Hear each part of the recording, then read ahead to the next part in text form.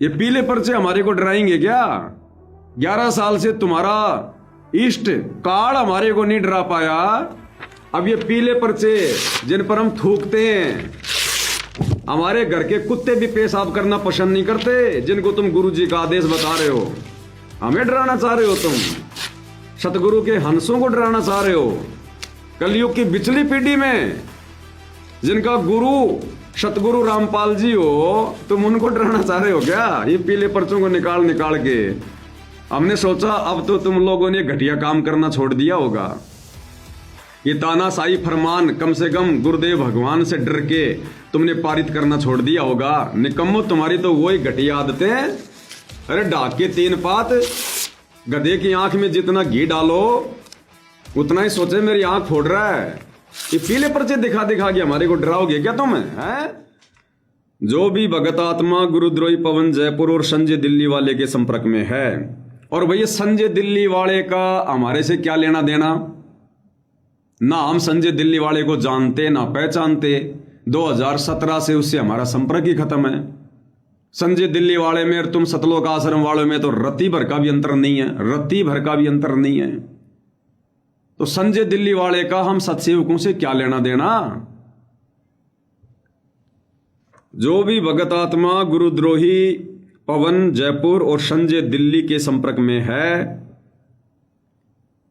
और नाम सुचारू नहीं करवाया है, और यदि उन्होंने अपना नाम सुचारू नहीं करवाया है, अरे भैया साध संगति में ज्यादातर तो वो भाई बहन जुड़े हैं जिन्होंने नाम लिया ही नहीं है।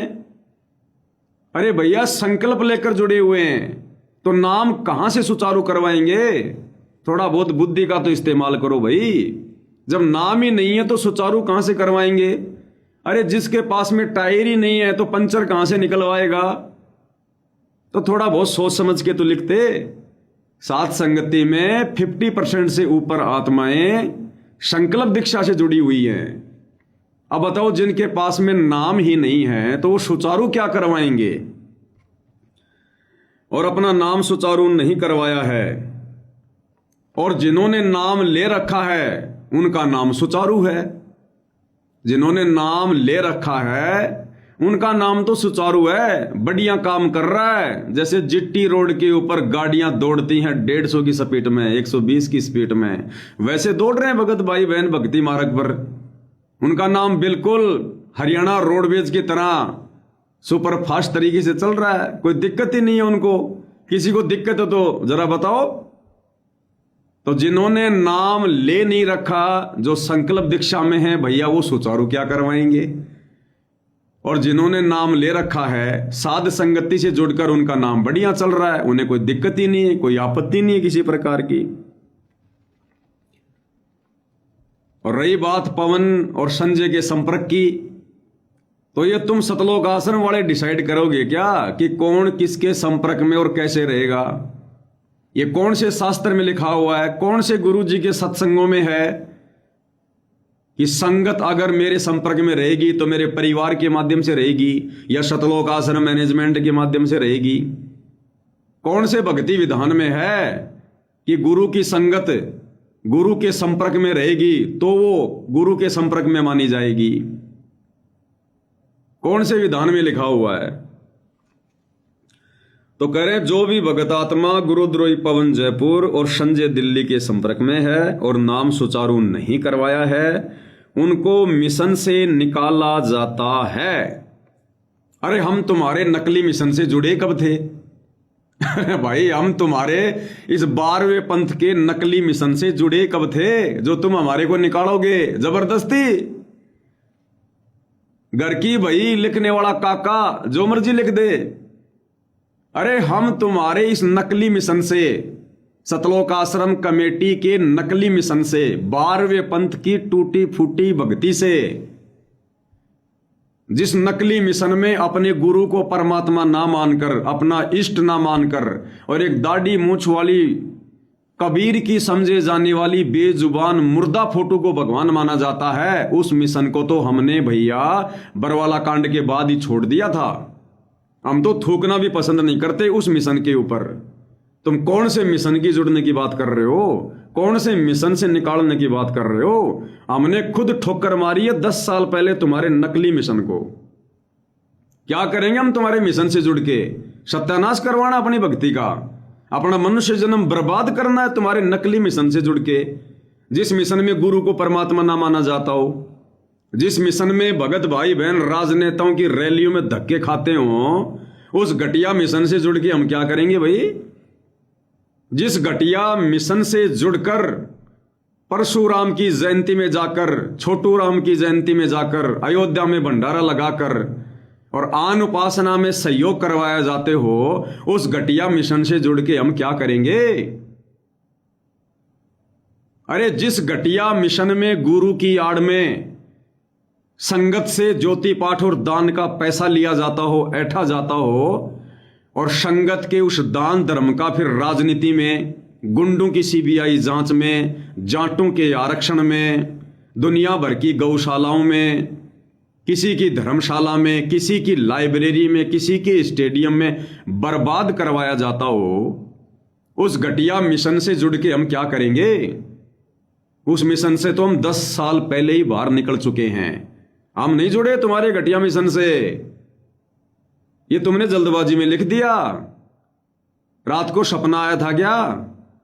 कम से कम मुंह तो धो लेते, याद आ जाता कि मैं सपने की बातें लिख रहा हूं, हकीकत की लिख रहा हूं।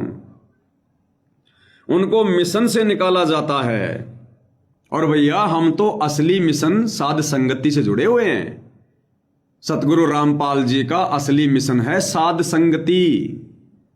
हम तो उनके असली मिशन से जुड़े हुए हैं, और इस असली मिशन से निकालने वाला हमें धरती पर कोई पैदा नहीं हुआ, धरती पर कोई पैदा। हम तो उनके असली मिशन से जुड़े हैं। इससे निकाल के दिखाओ अगर तुम्हारी औकात है तो। तुम जिसकी कुप्रेरणा से प्रेरित होकर, काल की कुप्रेरणा से प्रेरित होकर जो ये घटिया फरमान जारी कर रहे हो, ये पीला पर्चा, अगर है औकात तो निकाल के दिखाओ हमें साथ संगति से, सतगुरु के असली मिशन से हटा के दिखाओ हमें।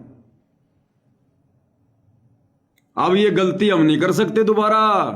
650 साल पहले धोखा खा गए, अभी हम धोखा खाने वाले नहीं है। कलयुग की बिचली पीढ़ी है ये। सतगुरुदेव ने अध्यात्म की खीर ठोक ठोक के खिलाई है। अरे सूरदास जी की कथा सुनी है ना तुमने? सूरदास जी आंखों से अंधा था, उसकी उम्र काफी हो गई थी, बीमार सा हो गया, दस्त हो गए।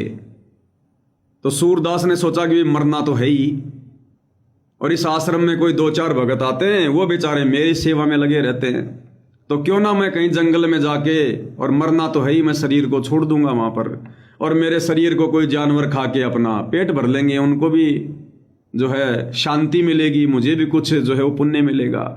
तो ये सोचकर वो सूरदास लेकर अपनी लकड़ी और जंगल की तरफ चला गया। था परमात्मा का भगत। अब जंगल में गहरा चला गया अंदर। अब वहां जाकर उसको भूख लग गई, दस्त हो रहे थे। अब इतने में उधर से एक बच्चे की आवाज आई, हेलो ओ बाबा, ओ बाबा, लगता है तुम्हारे को भूख लगी है बाबा, देखो मेरी माँ ने खिचड़ी भेजी है, तुम्हारे खिचड़ी। अब सूरदास ने देखा भाई होगा कोई घर आस पास में, और देख लिया होगा इन्होंने कि भाई बूढ़ा आदमी है, बड़ी दूर से आया है, चलो कुछ खाना पीना दे दो। सूरदास ने कहा ओ बेटा, लाओ बेटा, मेरे को तो बड़ी भूख लग रही थी। अब सूरदास ने वो खिचड़ी खाई। अब खिचड़ी खाते ही भूख तो मिटी गई, साथ में सूरदास के जो लूज मोशन हो रहे थे, जो दस्त हो रहे थे, वो भी खत्म हो गए। अब सूरदास आवाज लगा रहा उस बच्चे को, बेटा, ओ बेटा, ये थाली ले जा बेटा, मैंने खिचड़ी खा ली बेटा, थाली ले जा। अब इतने में उधर से लीला परमात्मा की कोई जो ये भेड़ बकरियां चराने वाले थे, तो गुरुदेव ने बताया कि उनकी दिन में कोई भेड़ बकरी जो है वो रड़ गई थी, गुम हो गई थी, उसको ढूंढते ढूंढते आ रहे थे। अब वो भेड़ बकरी वाले नहीं थे, हालांकि सतगुरु रामपाल जी भगवान ही सारा खेल खेलता हो।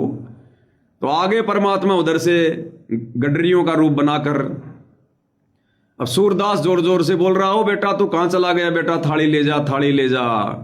उधर से गडरी आए, गडरियों ने देखा रहे ऐसे बियाबान जंगल में, और ये सूरदास किसको आवाज लगा रहा है यहां पर। नजदीक जाकर कहा कि सूरदास जी, ये भगत जी किसको आवाज लगा रहे हो। बोला भाई यहां पास में कोई घर है, एक बच्चा आया था, उसकी माँ ने खिचड़ी भेजी थी और वो बच्चा शायद वापस चला गया, मैं ये थाली देने के लिए आवाज लगा रहा हूं। तो गडरियों ने कहा कि सूरदास जी तुम क्या बात कर रहे हो, होश में तो हो। अरे यहां तो आसपास के 10 किलोमीटर में तो कोई घर भी नहीं है, कोई गांव भी नहीं है। तुम घर की बात कर रहे हो, 10 किलोमीटर आसपास तो कोई गांव भी नहीं है। कौन बच्चा, किसका बच्चा। अब सूरदास समझ गया सारा खेल परमात्मा का। भाई जब आसपास में कोई घर ही नहीं है, कोई गांव ही नहीं है, तो सूरदास समझ गया, अंदर ही अंदर रोने लगा, हे परमात्मा, हे परमेश्वर, आप अभी तक मेरे साथ हो, आज भी आप मेरे साथ में हो। सूरदास की खुशी का ठिकाना नहीं, और सूरदास वापस चल पड़ा अपने आश्रम की ओर, और खुशी के हमारे लंबे लंबे पैर रख रहा, कहीं डंडी टिक रही है, कहीं नहीं टिक रही है। अब सूरदास जा रहा है। अब आगे भाई और बहनों बहुत गहरा एक गड्ढा, खाई 50-60 फुट की, अगर उसमें आदमी गिर जाए तो मरना ही मरना। अब जैसे ही सूरदास जी तो भगवान की सुरती लगा के मगन होके चल रहे थे, और जैसे ही सूरदास जी का अगला पैर यानी अगला जो कदम था वो उस गड्ढे में जाने वाला था, इतने में पीछे से एक व्यक्ति ने उसका हाथ पकड़ लिया आके और कहा कि बाबा बाबा, सूरदास जी क्या कर रहे हो, आगे बहुत गहरा गड्ढा है, ये तो भगवान ने दया करी मेरे को भेज दिया, मैंने आपको पकड़ लिया, नहीं तो अभी मरते आप इसमें। अब सूरदास समझ गया, आंखों से अंधा था, दिमाग से अंधा नहीं था। सूरदास ने उसी समय उस बचाने वाले के पैर पकड़ लिए और छोड़े नहीं। और वो कह, सूरदास जी छोड़ो छोड़ो मेरे पैर, ये क्या कर रहे हो आप। तो सूरदास जो आंखों से अंधा था उसने कहा कि भगवान, पिछली बार तो चकमा दे के निकल गए, पिछली बार तो मैं आपको नहीं पहचान पाया जब आप खिचड़ी लेकर आए थे, अब की बार धोखा नहीं खाऊंगा। ये सूरदास एक बार धोखा खा सकता है, 2 बार नहीं। अब परमात्मा भी परमात्मा भाई, अजब गजब की लीला करता है। परमात्मा ने कहा कि सूरदास जी तुम क्या कर रहे हो, ये मेरे गले पड़ गए तुम, अरे मैंने तो तुम्हें देखकर बचा क्या लिया, तुम तो मेरे पीछे पड़ गए, छोड़ो मेरे को। ये कहकर जबरदस्ती परमात्मा ने पैर छुड़वा लिया। अब सूरदास ने रोते हुए क्या कहा कि हीणा जान के पैर छुड़ा गया। हीणा यानी कमजोर, दुर्बल। हीणा जान के पैर छुड़ा गया है सर्वशक्तिमान तू, कि भगवान मैं 2 कोटि का जीव और मेरी क्या औकात है जो मैं आपको पकड़ के रख सकूं। आपके एक वचन से सारे ब्रह्मांड चल रहे हैं भगवान, मेरी क्या औकात जो मैं आपको पकड़ के रख सकूं। तो सूरदास जी ने कहा कि कमजोर जान के पैर छुड़ा लिया है सर्वशक्तिमान तू, पर सूरदास के दिल से निकल जा जब जानू किसा बलवान तू। अगर तू इतना ही बड़ा भगवान है ना तो सूरदास के दिल से निकल के दिखा। कहते हैं उसी समय परमपिता परमेश्वर कबीर देव सतगुरु रामपाल जी भगवान ने प्रसन्न होकर और उसको दर्शन दिए, उसको परमात्मा ने रोशनी भी दे दी, उसकी आंखें भी स्वस्थ हो गई, और परमेश्वर ने जिस भी रूप में वो पूजता था उसी रूप में गुरुदेव भगवान ने उसको दर्शन दिए। तो भाई सतलोक आश्रम कमेटी वालों, भाई हम 650 साल पहले धोखा खा गए एक बार सूरदास की तरह, हम भगवान को पहचान नहीं पाए। अब की बार सूरदास की तरह हम दोबारा धोखा नहीं खाने वाले।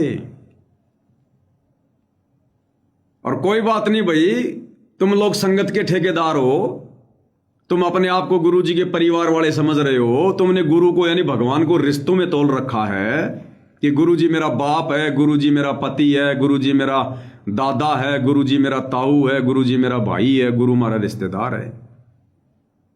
तो कोई बात नहीं बड़े भाई, वही बात भाई, हीणा जान के पैर छुड़ा गया है सर्वशक्तिमान तू। और वर्तमान में तो तुम सतलोक आश्रम वाले जिस प्रकार से हम सत्सेवकों को जबरदस्ती गुरु से दूर करने का प्रयास कर रहे हो ना, तो इस बेबुद्धि के चलते, बेअकली के चलते, ईर्ष्या और अहंकार की आग में जलते हुए तो तुम हमारे को गुरु जी से दूर जो है वो कर सकते हो। लेकिन इस पवन दास के दिल से निकाल दो गुरु जी को, फिर जाना किसा बलवान तू। सतलोक आश्रम कमेटी वालों, ये पीले पर्चे निकाल के तो तुम हम सत्सेवकों को गुरु जी से दूर कर सकते हो, लेकिन ज्ञान आधार से, श्रद्धा और समर्पण के आधार से हम सत्सेवकों को गुरुद्रोही घोषित करके बताओ, हमारे गुरुदेव भगवान के चरणों से दूर करके बताओ, फिर जाना तुम किसे सतलोक आश्रम कमेटी वाले हो। इनकी हमारे लिए कोई वैल्यू नहीं है। ये कागज के टुकड़े, हमने भी गदर फिल्म देख रखी है 1997 में 98 में, जब वो गदर फिल्म आई थी ना सन्नी देओल की, जिसको पाकिस्तान नहीं जाने दिया जा रहा था, उसके वीजा के ऊपर स्टैम्प नहीं लग रही थी, तो उसने क्या कहा था, अगर एक कागज के टुकड़े पे ठप्पा नहीं लगेगा तो क्या तारा पाकिस्तान नहीं जाएगा। भैया तुम चाहिए लाख कागज के टुकड़े निकाल दो, चाहे कितने ठप्पे लगा दो गुरु जी के आदेश के, हमारे लिए इनकी कोई वैल्यू नहीं है, किसी प्रकार की कोई भी वैल्यू। हम सत्सेवकों को डराने का प्रयास कर रहे हो क्या? हमारे को धमकाने का प्रयास कर रहे हो क्या? ये पीले पर्चे हमारे को डराएंगे क्या? 11 साल से तुम्हारा इष्ट काल हमारे को नहीं डरा पाया, अब ये पीले पर्चे जिन पर हम थूकते हैं, हमारे घर के कुत्ते भी पेशाब करना पसंद नहीं करते, जिनको तुम गुरु जी का आदेश बता रहे हो, हमें डराना चाह रहे हो तुम। सतगुरु के हंसों को डराना चाह रहे हो। कलयुग की बिचली पीढ़ी में जिनका गुरु सतगुरु रामपाल जी हो, तुम उनको डराना चाह रहे हो क्या? ये पीले पर्चों को निकाल के हमने सोचा अब तो तुम लोगों ने घटिया काम करना छोड़ दिया होगा। ये तानाशाही फरमान कम से कम गुरुदेव भगवान से डर के तुमने पारित करना छोड़ दिया होगा। निकम्मो, तुम्हारी तो वही घटिया आदतें। अरे ढाक के 3 पात, गधे की आंख में जितना घी डालो उतना ही सोचे मेरी आंख फोड़ रहा है। ये पीले पर्चे दिखा के हमारे को डराओगे क्या तुम? हैं? अरे डर गुरुदेव ने निकाल दिया। अभी 19 मिनट का सत्संग सुना नहीं तुमने गुरुदेव का? अरे तुम तो गुरुदेव के सामने थे, हम तो फिर भी दूर बैठ के सुन रहे थे। क्या कहा था गुरुदेव ने? बच्चों डरना नहीं और लड़ना नहीं, आगे आगे बढ़ना है, आगे आगे बढ़ना है। तो हमारे को डराओगे? तुम्हें पीले पर्चे निकाल के